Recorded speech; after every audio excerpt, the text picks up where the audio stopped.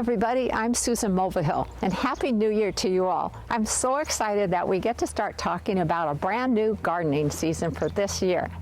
I have been shooting videos since 2014 and recently reached the milestone of 600 videos. I can't believe it, but I am crazy about all kinds of gardening and especially vegetable gardening.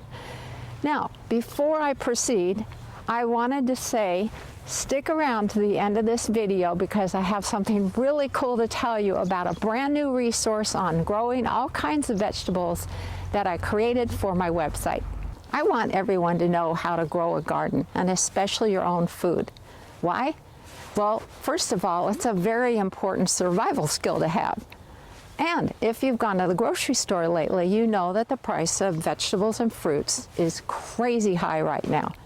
It is so much more economical to grow your own, and I will show you that throughout this growing season. Another thing is that if you grow vegetables and fruits organically, it is so much healthier because you're not dealing with all of those nasty chemicals. It's very simple to do this, and I will show you that throughout this growing season as well. Aside from growing your own food, gardening is great because, first of all, it is such a healthy activity. You're getting exercise, fresh air, sunshine. It's lovely. And another thing is that if you're feeling stressed out about something or you're just not having a good day, do a little bit of gardening, walk through a garden, and you will soon be feeling calm and very happy again.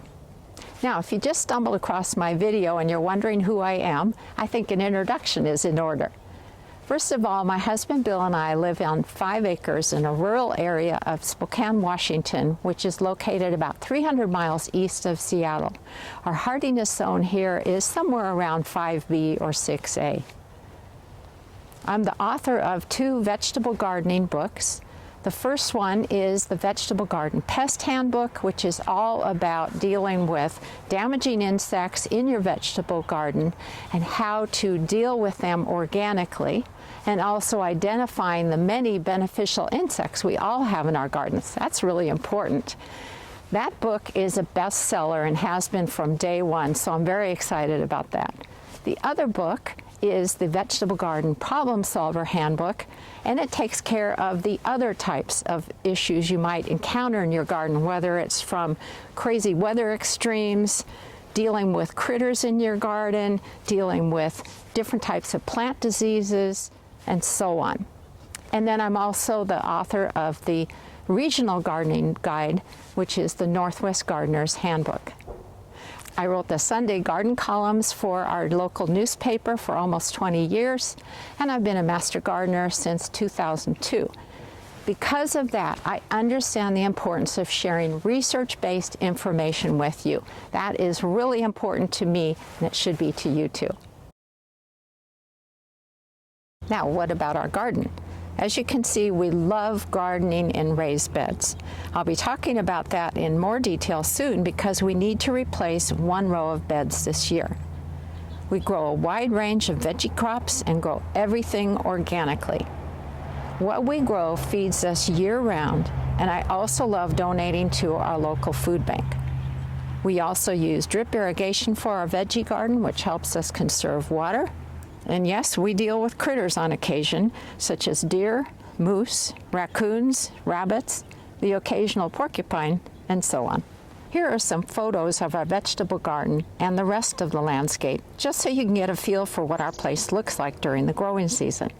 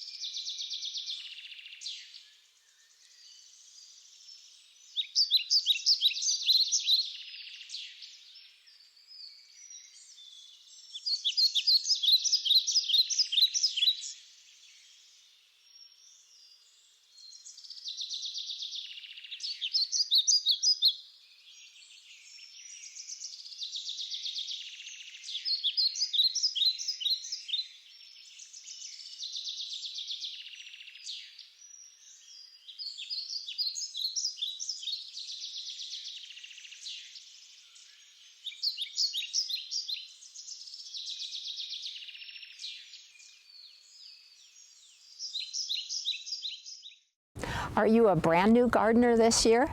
Well, I think that is really cool. And I've got 4 very important tips that I want to share with you so you have the best success possible. First of all, find the sunniest location that you can to grow your veggies, because veggies love that sunshine.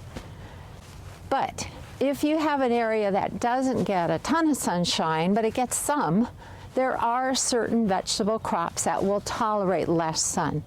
So I'm going to put a list of them in the description that goes with this video on my YouTube channel. So be sure to check that out. But another thing that you can do is you can grow vegetables in containers. This is very doable. I'm going to talk about it in a video early this season. And the thing you need to know is that you want to use the right size pots for the type of vegetable crop that you're going to grow. But yeah, if you have a sunny patio, a balcony, a back porch, anything like that, growing veggies in containers is so doable. Now, one more thing. With this being your first year of growing a garden, make sure you don't get crazy and choose a whole bunch of different types of plants and seeds, because you will get overwhelmed. And you know, I'm a very positive, upbeat kind of person, and I don't want to put a negative spin on these things. But if you can't keep up with your garden, you're going to get very discouraged, you're going to feel overwhelmed, and you're going to think, gee, you know, maybe gardening isn't for me. It is for you. You just have to ease yourself into it, see how things grow, see what kinds of issues came up, and how do you deal with them, and I will help you with all of that. Now, about these videos. I shoot a new video every week, and it's available on my YouTube channel on Thursdays. And I've received a whole bunch of great suggestions for video topics to do this year, hoping to get to all of them. If you haven't already subscribed to my YouTube channel, please do so now, and don't forget to hit that notification bell, because then you'll always know exactly when I have a new video on my channel. Thank you for doing that. So what's the big news that I mentioned at the beginning of this video? I just launched a free, thorough guide to growing vegetables on my website, susansinthegarden.com. And I wanted to show you what it's all about, because I think it's really going to be useful for so many gardeners. So here's the home page of my website. And you'll notice in the menu bar, Grow Vegetables. That's what you want to click on. And this is the whole section, and then I want to just point out some interesting parts of it so that you'll know what you can expect. So I include all kinds of basic vegetable gardening information to help you be successful. And then if you scroll down to the vegetable grow guide chart, that is the meat of the section. What I did is I profiled 38 different vegetable crops that folks might want to grow. And so in this chart, you just go to the different crop that you want to grow. So let's say you want to grow carrots, for example. I start every profile of the different vegetables with a did you know section, because a lot of times there's interesting things that you might not have known about carrots, how long they've been around, where did they originate, and so on. And then how to plant the seeds or seedlings, how long it takes the seeds to germinate, and the cultural information that you need to know so that your carrots will grow well.